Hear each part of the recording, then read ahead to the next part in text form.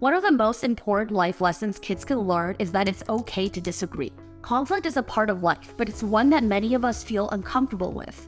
Even as adults, we may still struggle with handling conflict effectively, either at work or at home. Enter conflict resolution, the life skill that will improve your kids' relationships and set them up for success in their life and career. Hi, I'm Ivy, founder and CEO of Prequel. We help kids 9 to 17 discover themselves and the world through entrepreneurship and world-class mentors.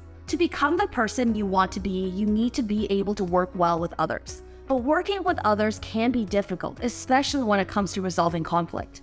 When kids can resolve conflicts with ease, they become more confident working with others because they know that they'll be able to handle any future disagreements with grace. There are two sides to conflict resolution: listening to understand others' points of view, but also ensuring that you're respectfully asserting your own needs as well. Here are two activities we've done with preteens and teenagers to help them learn how to resolve conflict with others, respectfully and confidently.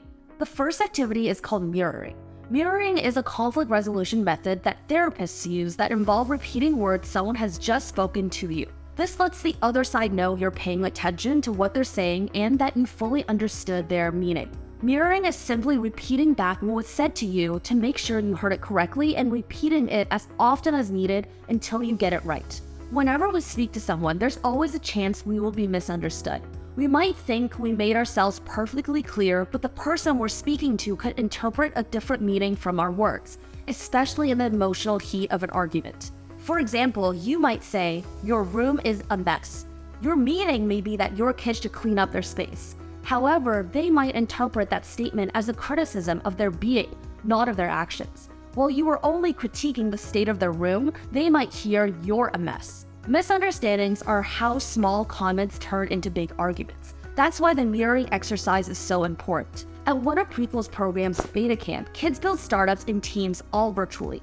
It's the first time many kids have worked in teams to build a long-term complex project, let alone online in different time zones with other commitments of their own.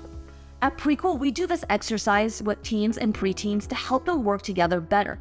Here's an exercise you can do with your kids to help you both practice this skill. Remember, it might feel awkward at first, but with practice, it will become natural. Complete one of the following statements. Number 1, I am worried about X because of Y. Number 2, I am looking forward to X because of Y. Number 3, right now I'm feeling X because of Y. The other person will start with, I heard you say, or I hear you say, and repeat back exactly what the other person just said, matching their tone and speed of speech. If the first person doesn't feel understood, they can clarify their meaning. The other person will then repeat back what they heard until the first person feels fully understood. Switch, and the second person will complete one of these sentences with the first person repeating it back. Here's an example of how this could play out. Person A can say, I'm worried about my group project because I'm overwhelmed and don't want to let my team down. Person B would say, I heard you say that you're worried about your group project because you're overwhelmed and you don't want to let your team down. After completing this exercise, have a discussion with your kid. How did it feel to have their statements and feelings mirror back to them? Have they experienced arguments caused by misunderstandings? How might this interrupt the pattern of their usual disagreements? We know the exercise can feel silly and fake at first, but with practice, it gets less awkward. Then we run another exercise at Prequel where we get one volunteer to speak about something they're struggling with. We then invite people to mirror back what they heard. This helps the volunteer feel understood and listened to, and that's when the exercise truly clicks. Parents know that it's important to make their kids feel heard and understood.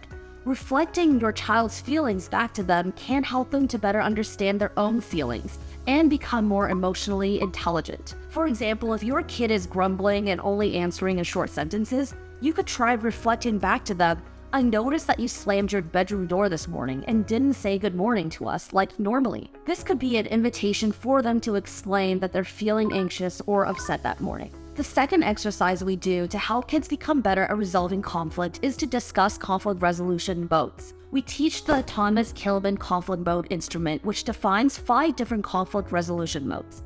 You can find more information on their website in the description about the conflict modes, and even take a quiz to find out which conflict modes you use too little, too much, or just the right amount. Go over the 5 conflict modes with your kid.